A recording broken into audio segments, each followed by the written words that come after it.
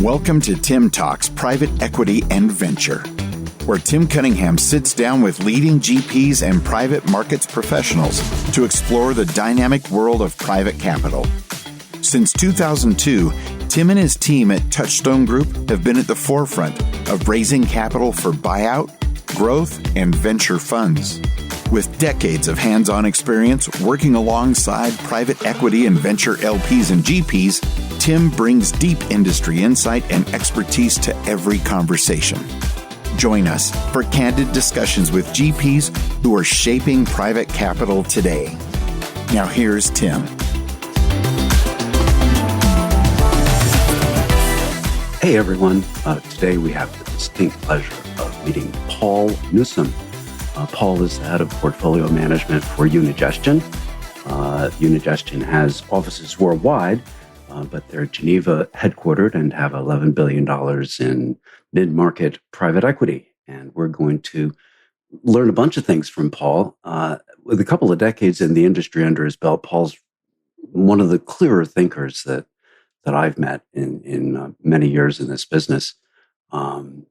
Delivers steady results, and yet high-performing results without a lot of hype, and that's to be really rewarded.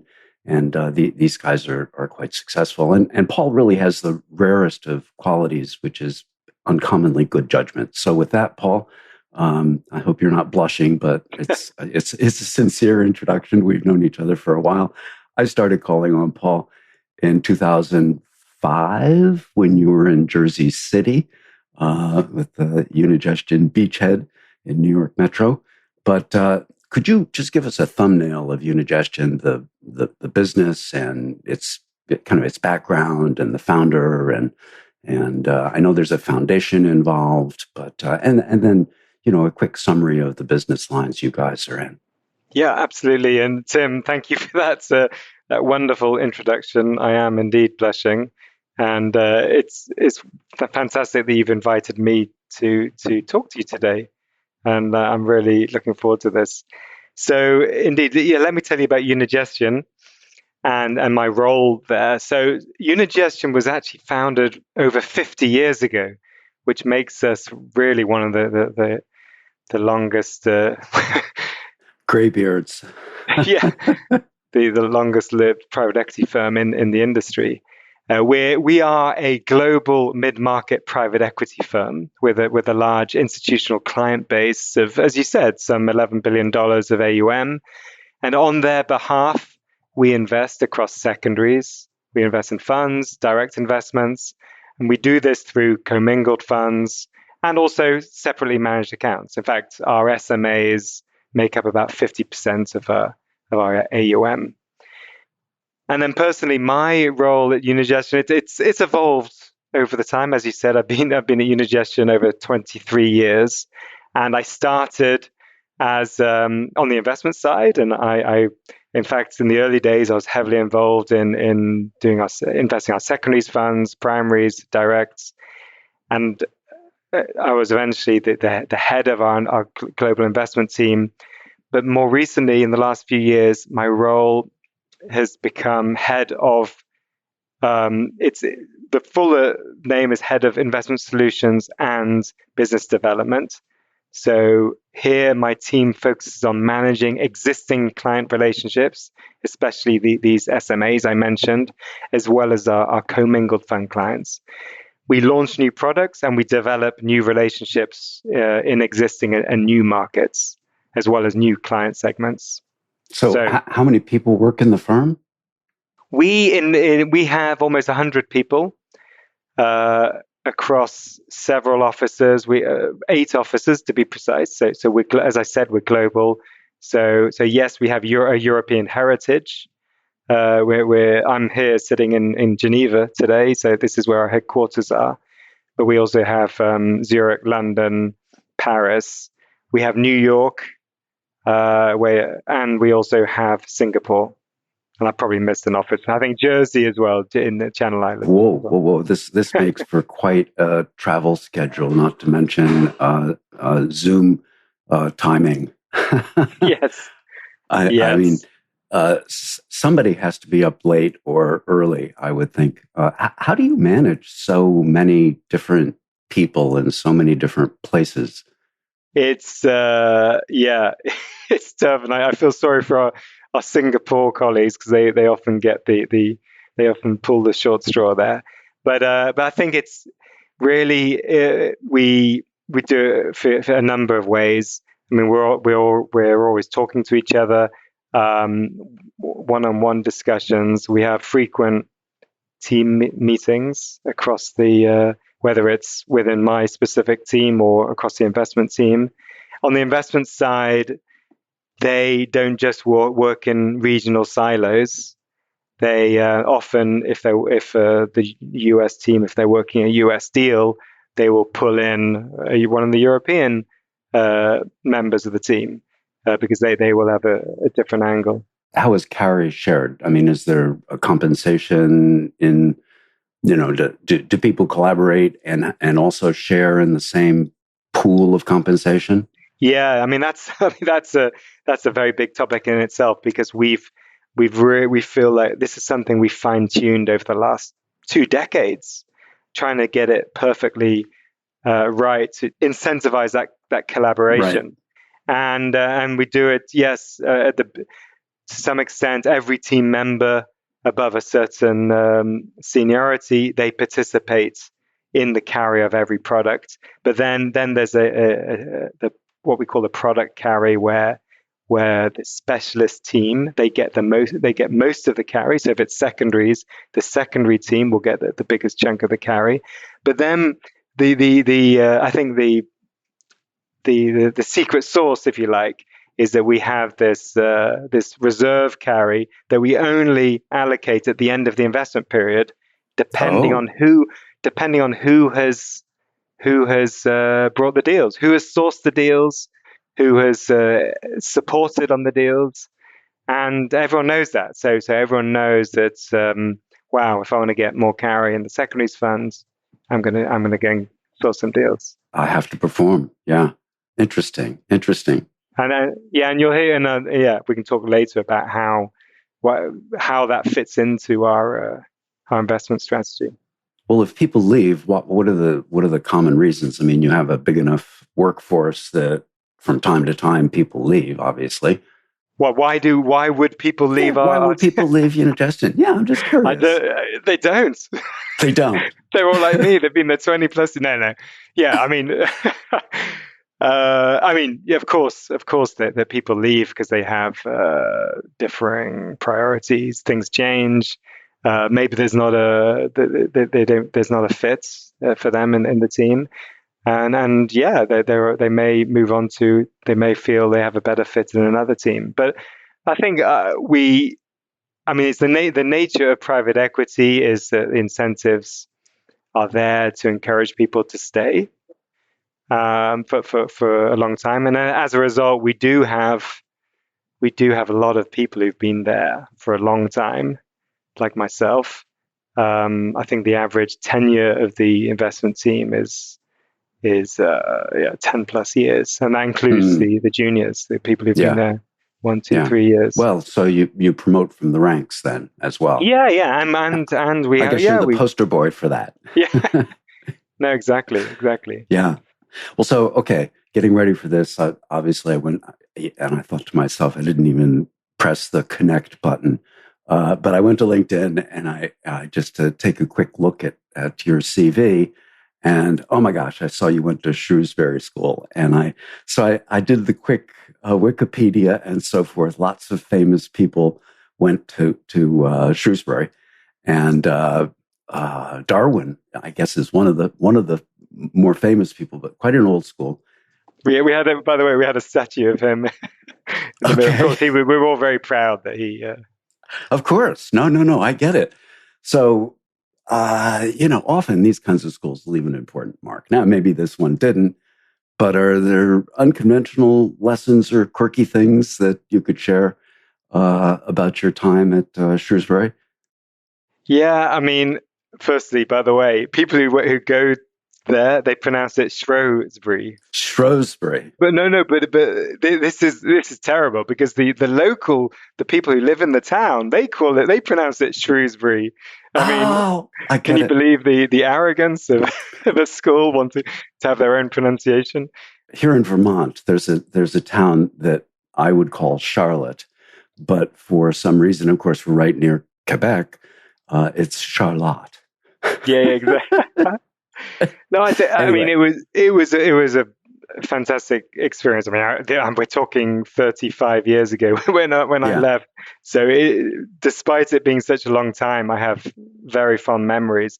But, I was thinking about, what sticks with me. And really it's the enduring friendships I've made. And because it was a boarding school. Well, it is a boarding school. So you for 5 years. I was only there 5 years. Everyone, you're in very close quarters with a number of people. So I still have 8 or 9 very strong friendships. But what is very interesting is that they're all successful in very different walks of life to what I'm in. And coincidentally, of those 8 people I mentioned, 3 of them are teachers. And yeah, it's just, completely unconnected to each other. But at what level? Actually, they're all, now you mentioned, they're all high school level, as you would call it. In the UK, you call it secondary school.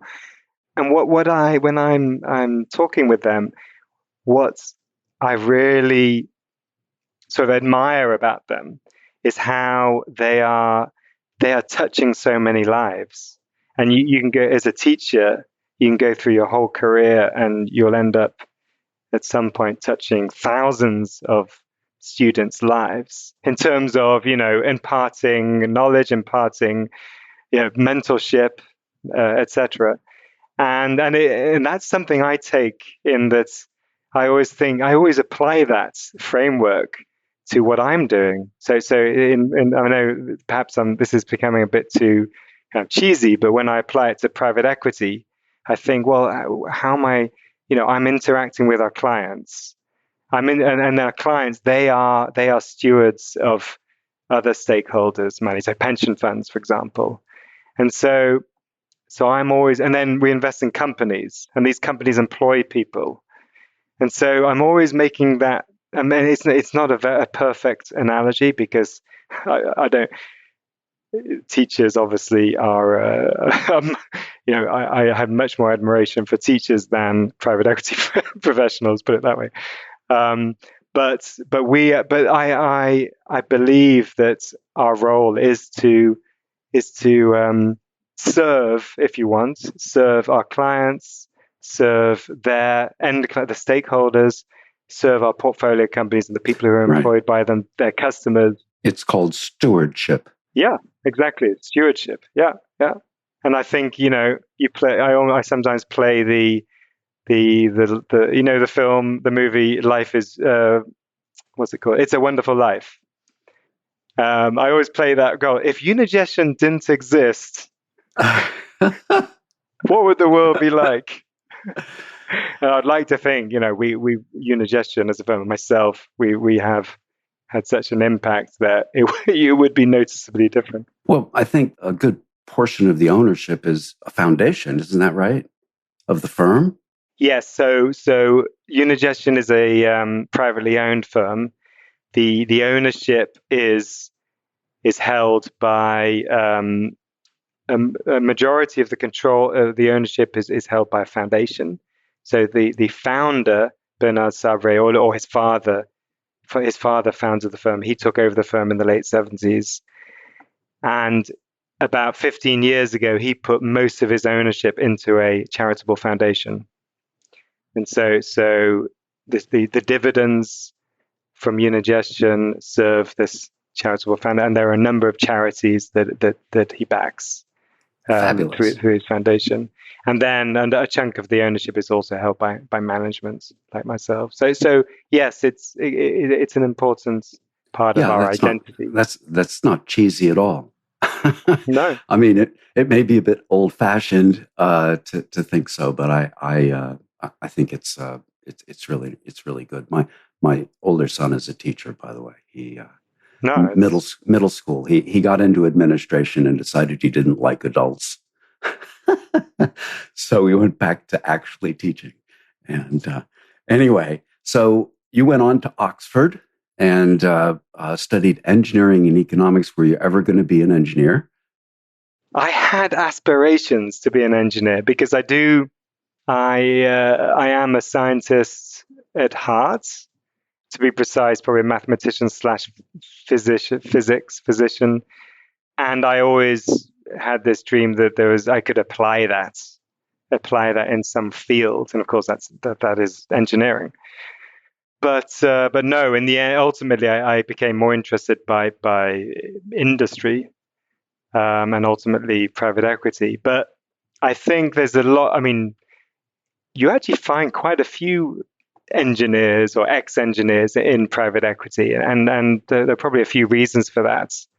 I think with engineering, it's about problem solving. It's about finding solutions, and there's always more than one solution to a problem. But engineers, there is always this search for the most elegant solution, and I always remember that satisfaction that you would get by finding that, not just the answer to a problem, but the most elegant answer, where you sit back and think, wow, it's often the simplest solution as well. The simplicity, which is Occam's razor, the most simple answer is often the most likely one.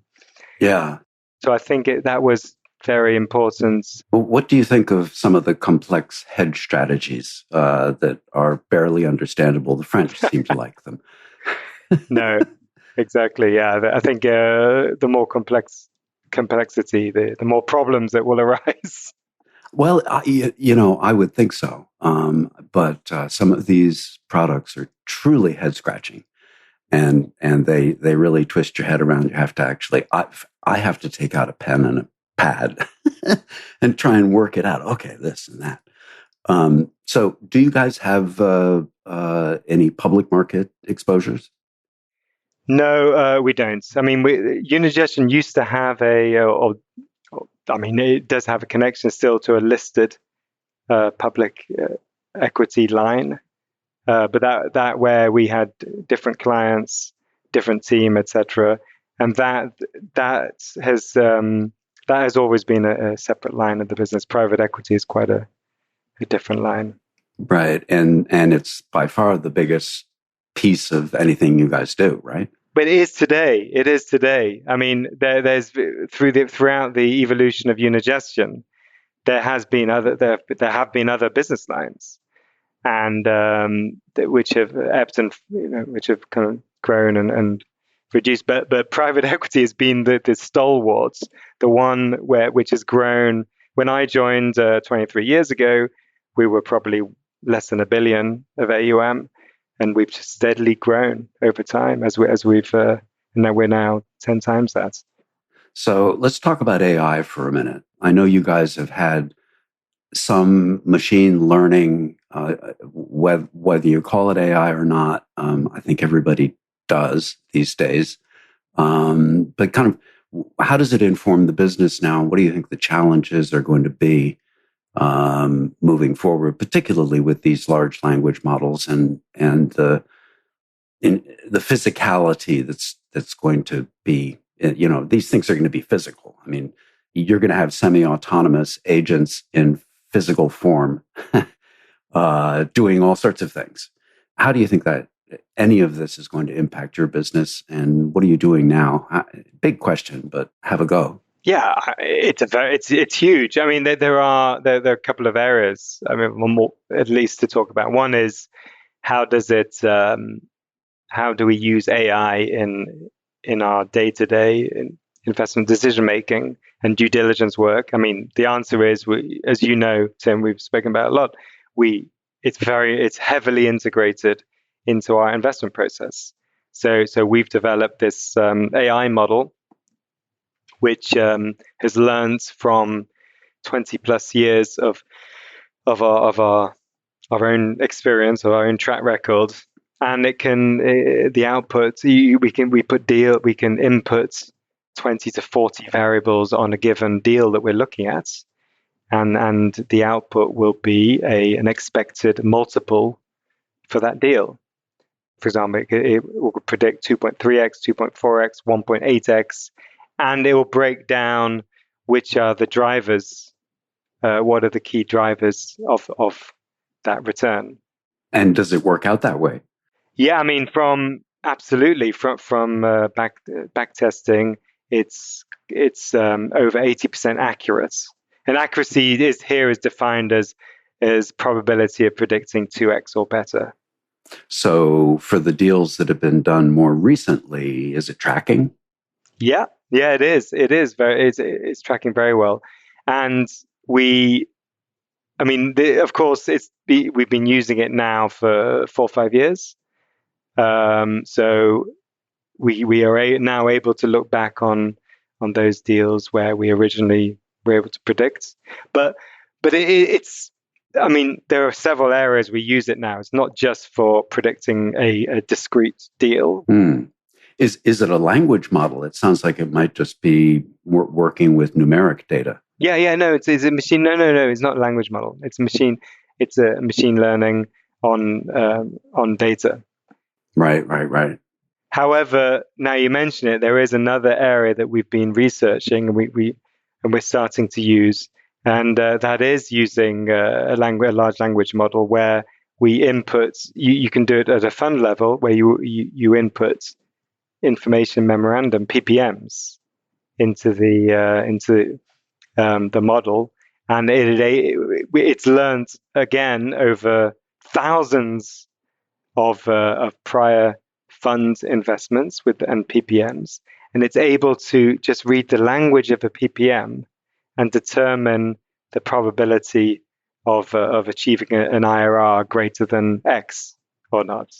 We had a manager, late stage venture strategy, and their performance in their first 3 funds has been mediocre. They have a unique selling proposition I won't get into because you would know who they are. They really are unique.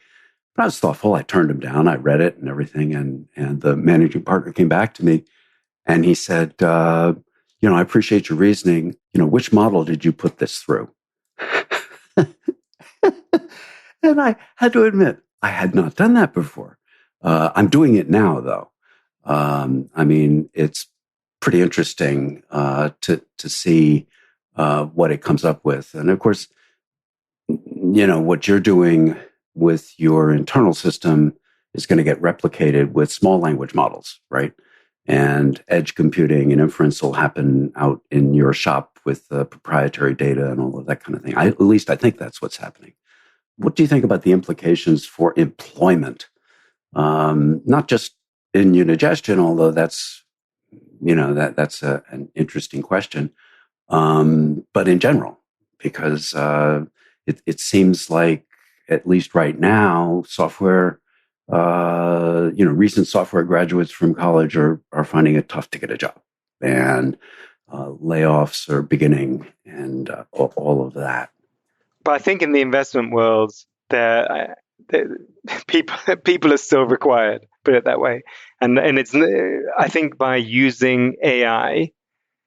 I mean, by the way, we also use it in other areas, like, for example, this is not our own. This is off-the-shelf solutions where we use it to help with, for example, looking at legal documents, to quickly summarize and to compare legal documents to market standards. And already, by the way, already I think a lot of people are using that because when clients are looking to invest in our products, we get a whole list of questions from them on our legal documents, which clearly you can tell they've used an AI program to sift out which are the key questions. So I mean, it's so on one hand, yes, you could argue, well, you need fewer people in your legal department But actually, on the other hand, we need more because we get more questions. Right.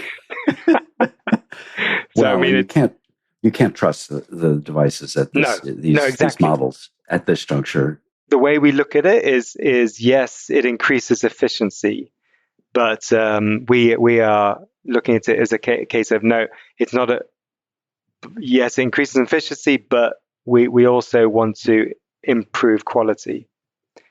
So whether it's quality of decision making at one end, whether it's the quality of our legal documentation, or the quality of our due diligence, and other areas, obviously we're often asked to fill out RFPs or DDQs, or again, you can use AI to help you sift through, or we have a load of information in our files, and sometimes finding that perfect answer, which from all of our information can take a long time. So again, you can use AI as in a sort of a walled garden concept to help you there, and of course, and more people will be doing that. But again, I don't think that's going to suddenly reduce jobs. I think that will just improve the quality of our documents. Right. At least at Unigestion. Yes. Because I think others have different ideas about replacing labor with capital. Yeah, I mean, exactly. Yeah, I mean, for other areas, then yes, you're right.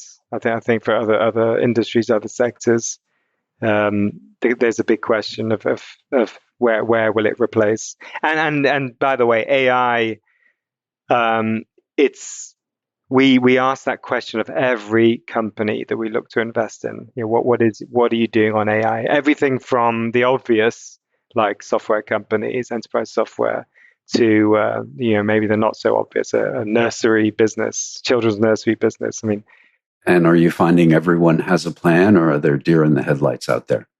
Often there are deer in the headlights, especially in the mid. As you know, we invest in the mid market. We invest often in companies which are not yet fully professionalized. So there is an easy. It could be an easy win for them to have an AI policy, but it also could be a red flag for us if we think that the sector they're in is going to be massively disrupted by AI, and they're at the wrong end of that. Then it would be a reason for us to decline the investments. Mm-hmm, mm-hmm. And what at this point is the low-hanging fruit, do you think, for these companies who are just trying to adapt and use it for an ROI purpose? Is there low-hanging fruit? Yeah, there is. I mean, depending on the company, there is. But it's, I mean, to give an example, education or companies which deliver education contents. Now, there is a low-hanging fruit in terms of the delivering the raw contents using AI, but then which gives them more time more resources to focus on the delivery, the quality of delivery. Now, of course, it's very important to make the judgment of whether to what extent will their industry be upended, and or the habits of their consumers, whether it's depending on who their consumers are. If it's just if it's a B2C model, then education content will be upended by AI. Boy, oh boy, your Procter and Gamble background now. Yeah, but if it's a B2B model, yeah, I mean, then it can benefit. So when you spent 4 years at Procter Gamble? So, yeah, that was great. I mean, Procter Gamble, by the way, was the perfect start in my career after university, and I don't know if, I mean, I know it's probably not the same as it used to be. I don't know how many openings there are for university graduates, but It was fantastic because, and I'll tell you why. There was a few reasons. One is that just personally, I have to admit, yes, I was at Oxford. You become you kind of get a bit of academic arrogance coming from somewhere like Oxford. I'm sure it's the same with the Ivy League universities in the US, where you believe that because you've performed well academically, then you'll perform well anywhere, in business. Well, and there's this whole social aspect to it, and a socioeconomic aspect to it, and in particularly in England, there's a real class aspect to it. Yeah, there was. I mean, actually, that's improved a lot. Probably broken down a bit, but then the US is no different. Yeah.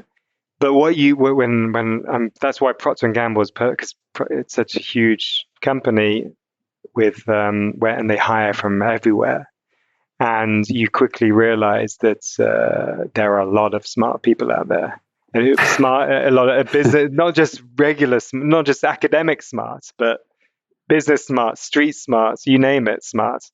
And that was I figured that out in the first few days of joining. Was that a sort of a shock? It was. I think it was, Outside the cloistered walls, there were real people who had smarts. Yeah, I know. I mean, it makes me sound extremely naive, and I probably was at the time.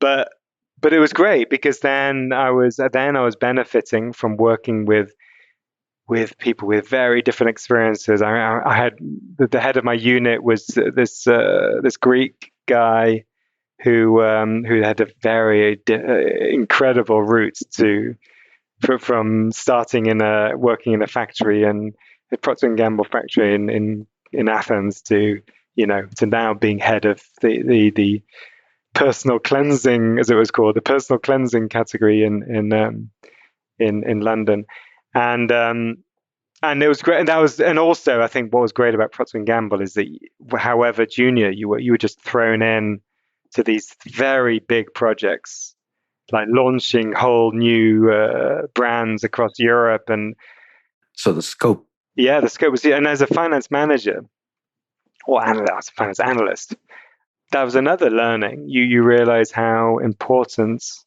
working out the cash flows, the making a project viable. So when we were launching a new product out across Europe, I'm stating the obvious now. You couldn't just launch it all in 1 week in across Europe. You had to do it. You had to stage it and make sure that the cash flows were the project was cash flow break even before you would then move on to the next launch. And these were really incredible learnings for a 22-year-old or 23-year-old. You studied accountancy at one point, right? Yeah. Well, I trained whilst at Procter & Gamble. I trained as a chartered management accountant, and so I was learning on the job and then taking exams at the same time. I'll bet that was useful. Yeah, absolutely. It was I'm always surprised at people who don't know how to read financial statements, or journalists who don't get it. They'll say balance sheet and they don't mean that. No, it's it was very. I learned. Wow, I probably learned more in 3 years than at Procter & Gamble. It was like a graduate school for you, really. Yeah, exactly. And with real case studies. Yeah, I know. Yes. So that was a great experience. Yeah. Why did you leave P&G? Because I was bear in mind, we're now mid-90s, 97 or so.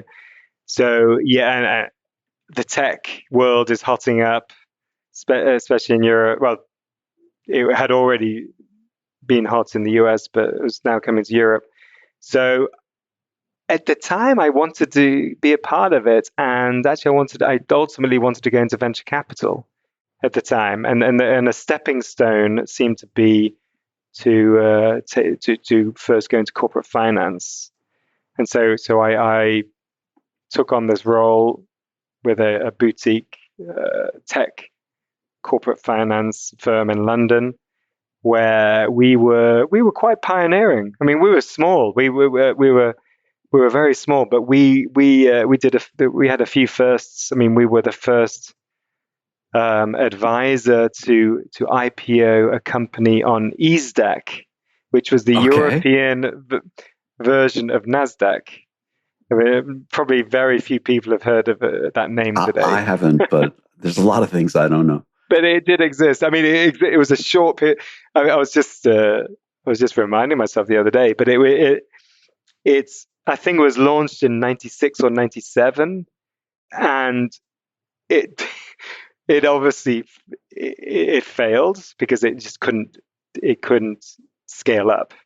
Like it was trying to fashion itself on NASDAQ, and it was focused on tech and biotech companies, but it just wasn't able to scale. And there are various reasons for that. One is the pond was not deep enough for tech and biotech companies in Europe for those for that level of maturity that we're looking for. And also it was a bit strange. It's probably that London was always the dominant financial center in Europe, and maybe less so today, but certainly 30 odd years ago, it was very, very, very important. But ESDAQ decided to be located out of Brussels. Oh, okay. And that was, in hindsight, that was seen as a big weakness, that it wasn't in London.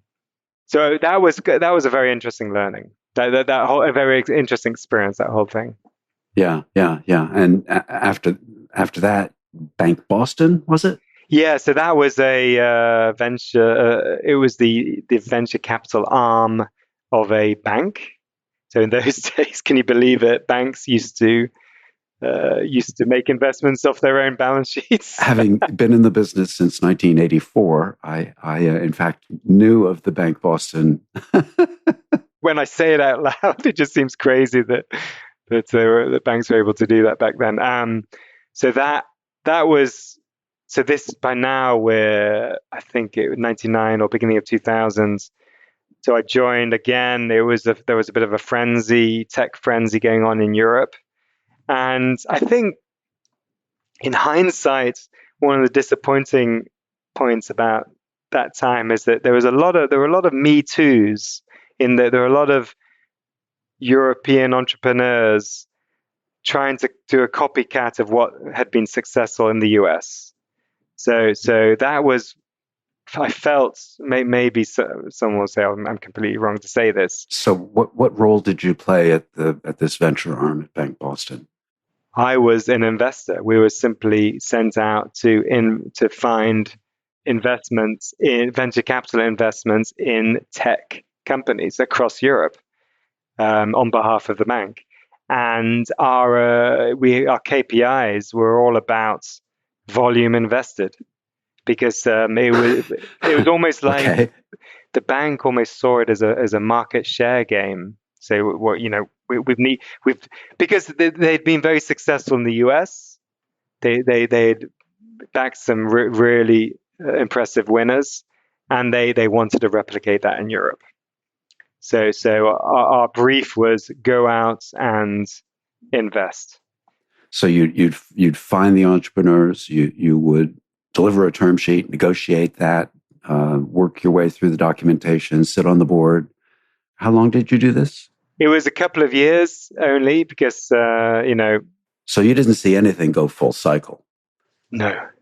Well, yeah. Except the things that didn't work. Well, except the cycle was you could argue was because bear in mind, I joined practically on the eve of the NASDAQ crash. Oh yeah, that was March 2000. Yeah. Yet the music was still playing in Europe throughout 2000s, and then early 2001. It was starting to slow down, and then of course I think the death knell was 9/11. Obviously, created some huge rifts in the market, and then the bank said, "Right, let's stop investing." So where were you living during this period? Like in London. The entire time for P&G and. Yes, actually, yes. I was always in London. Yeah, yeah. Married at this point? I got married in '02. So Oh, just okay. as I began, in fact, 6 weeks after joining Unigestion, Oh, I got really? married. Yeah. That's how I remember. That's how I remember my wedding anniversary. Had you known her for long? Yes, yeah, for several years. Yeah. And you have kids? Yes, 2 kids, and they were both born when we were living in the US Oh, okay. with Unigestion, because so I started in Unigestion in '02 in London, and then in '05 I volunteered to open the office in New York. What did your wife think of that? No, it was it was a collective it was a collective decision. No, Okay. we had both lived in London for about 10 years, and we just felt it was time for a change. But why don't we do something different? We're young. We were just my wife was actually pregnant when we moved, but we fancied doing something different. I remember talking to my then boss, and we almost said it at the same time. I said, you know, I would love to. We invest, because at the time we invested globally, but we didn't have a physical presence in the US. So I said, wouldn't it make sense if someone in the team set up shop in New York, and I'll do it. And he said, actually, I was about to ask you to do that. Oh, really? Yeah. Okay. And where did you, I know your office was in Jersey City. Where did you live? So in New Jersey. In New Jersey. Because, as I said, we're about to have our first child. Right. And we wanted to live outside of the city. The 2 children born in the U.S., I guess they are American citizens, right? Yeah, they are. Or could be if they chose. Or they could be. Yeah, they actually, they haven't renewed their passport. They probably chose not to, given the recent events. No, I mean, they technically are, and they could be. Funnily enough, they're now Swiss citizens as well, because they've Okay. because they've lived in Switzerland for so long, and British as well. You name it, they've got it. So do they have 3 passports? They have 2. They could have 3, but they haven't. The Swiss and the UK. Yeah, at the moment, Swiss and the UK. Very cool. What are they doing? So my my son is he has just finished his first year at ETH Zurich, which is it's a very good technical university in Switzerland, and indeed across Europe. He's reading physics there. Wow. Okay. Majoring physics, and he's just finished his first year. Underachiever. Yeah. Yeah. Well, if you look up ETH, it's where Albert Einstein studied. No, I'm aware. And then my daughter, she is starting at Oxford this autumn, this fall. She's about to start her first year. So she Engineering? No, she's actually going to read Earth Sciences. Wonderful. She decided to go for it. And even though she's been she's been educated in Switzerland, and these days Oxford and Cambridge are much more international than they used to be. So right, that's something we're trying to end here in the U.S. Yeah. And she found. She wanted to study in the UK because we have, obviously, I've got family. She's got a lot of family in the UK, and she wants to do some of her education now in the UK. Well, you don't have to apologize for Oxford. No, I'm sure you're quite proud, and you should be. I am, of course. I'm proud of both of them, but it's great that it will be interesting to see. I'm intrigued to see what Oxford is like, actually. 30 odd years on, through her eyes. I mean, of course, I've been back to Oxford many times, but it'll be just through an undergraduate of her generation. I'd love to see how they have embraced, for example, technology in education, because of when we were there, it was very different. Right. So And when you moved across the pond to New Jersey, what was the biggest cultural shock, I suppose you could call it, both in business as well as more generally? I think, but more generally, we were shocked. I mean, it's a bit of a cliche, but as a Brit speaking English as my first language, you assume that when you move to the US, where English is the first language, that you've got you've got a common language. But it's amazing how different, just day to day. When the simple example is we, as I said, we moved when my wife was pregnant.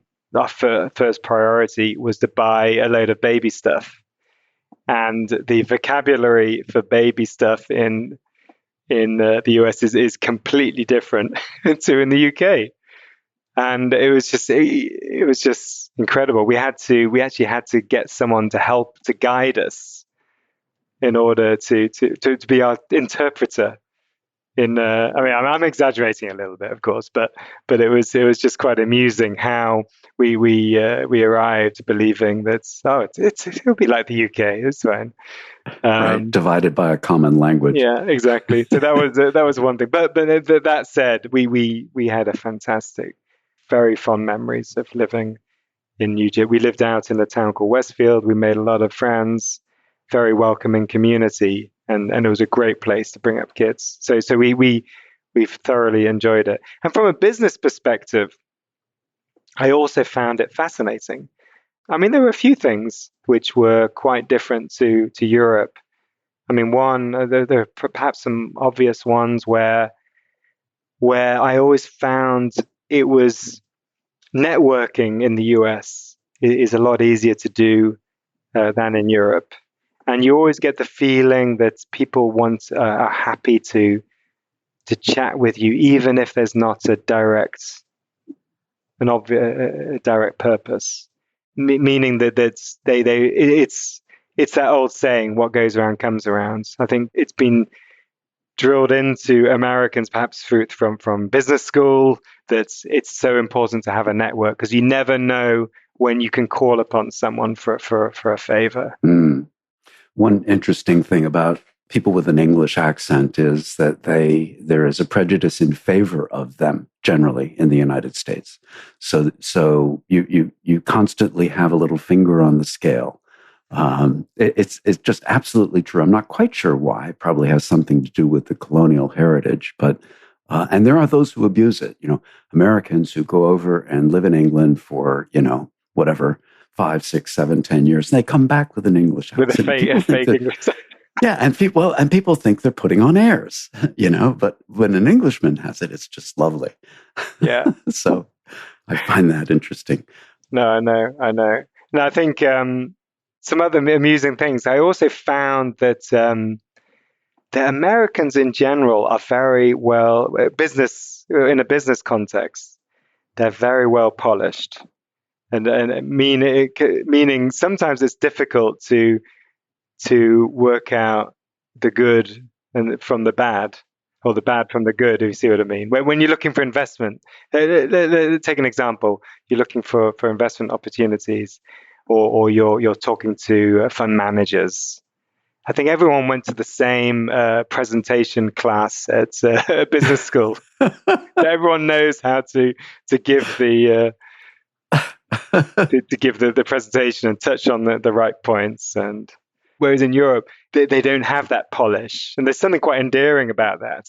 And as a result, you can often get to the core of the issues more quickly. Interesting. I'd never heard that perspective. No, I don't know. Well, maybe I'm misrepresenting here. No. I respect it. I remember thinking that when I was there. Looking back, if you could whisper into the ear of young Paul when he started at Unigestion 23 years ago, what words of advice would you give him? There are a few. One is variety. I think variety is very important in a career, and one reason probably why amongst many reasons, but one reason why I've enjoyed my career at Unigestion, and I still do today, is because no year is different. No period of time no year is the same. Every period of time there's been something different, and it's because my career, my role has evolved over time. I was always the first to take on to volunteer for new roles, or volunteer, as I explained earlier, for new locations, positions. So I would always encourage people to keep the variety in their career, because that's very important. I suspect reality these days forces variety upon one. It's I think staying in one job, depending on where you are, but people don't last as long at organizations, I think, as they used to, for lots of different reasons. But I think adaptability, if I had to single out the characteristic, it would be adapt to the realities of the circumstance. Don't be wishful that it could be different if you can't actively move to change it. Yeah, no, exactly. Yeah, and I think just one other point I would probably advise is attitude. I mean, this is a bit of a stretch, but it's really, I think, it comes down to the famous probably statement that when you're hiring, you should always hire attitude over competence. So meaning that again, I think having a positive attitude is so important. And when I think about the people who have excelled in my team or excelled at Unigestion, it's people who have always been willing to take on anything, and willing to be to within reason, of course, to take on any request, or to go the extra mile to do for a client or for another colleague, and it all builds up over time. Those incremental times where you've gone that extra inch, not just extra mile, but that extra inch. I mean, it all goes up, and I think that's very important. Do you see any diminution of that over time with younger people, or do you think this is something that it just depends who the person is? I mean, yes, I know there are people like to stereotype the new generations. I think it is still there. Maybe it's expressed in different ways, but if you look below the surface, and maybe you need to bring it out in a different way. I think if we look at it in our generation, if we look at it through our eye, through the eyes of our generation, then maybe we might see other generations in a negative connotation, but it is there. You just have to bring out that positive attitude. Do you see any differences? I mean, you have eight offices around the world. Is it harder to find this, go get 'em attitude in some places versus others? No, I don't think so. I think there are other reasons why it's difficult to certain markets. It's difficult to hire people because it's obviously some markets are more competitive than others. Right, but not the hustle. But no, I think I see excellent people in every location, and for different reasons, perhaps. Mm-hmm. Yeah, no, I do too. Travel and working with people from all around the world gives you a different perspective. Yes, and it comes down to, I love that if I think one very strong point about Unigestion is that we have a extremely culturally diverse team of different nationalities, different upbringings, different experiences, and you feel that you really in when you're working on projects with teams, when you're in dialogue. I mean, it's incredible. And funny enough, next week we have our annual offsites meeting where all the team gets together from all the offices, and it's my favorite time of the year where we. Yeah. It's fun. Yeah, it's fun. And you realize how different people are, but at the same time, we obviously have common beliefs, we have a common culture. Yeah. So it's a fantastic time. Well, Paul, I have one more question, and we can wrap this up. I want you to make a surprising prediction about our industry, something that maybe you haven't voiced before, or maybe you have and people aren't paying attention, or maybe they're paying attention and you still think it's extremely important. When I think about what makes us successful, there are 2-3 core things. The obvious one is having enduring client relationships, very strong client relationships. But it's also about having strong GP relationships, for example, or investment relationships, whether it's fund managers, whether it's entrepreneurs. And as you know, we didn't talk about this, Tim, but as you know, we're very much a believer in backing emerging managers, Fund 1, Fund 2, because that's a way of building these strong relationships. And the way I'm going to answer that question is by saying that will not change. In the future, relationships, the strength of the relationships with your clients and with your investment partners will define you, and will define you today and will continue to define you. And I think that's important to bear in mind when we start talking about the use of AI and the use of the market becoming more competitive, or more ways of more different structures, for example, like open-ended funds. I mean, that's obviously a big theme at the moment, opening up private equity to retail and to private wealth. That is all very important, and we'll also these will be the external pressures on the industry. But as long as firms still put their clients first and their relationships for their partners first, that will lead to the best results, to market-leading results. Very human-centric, which I think is a good place to stop.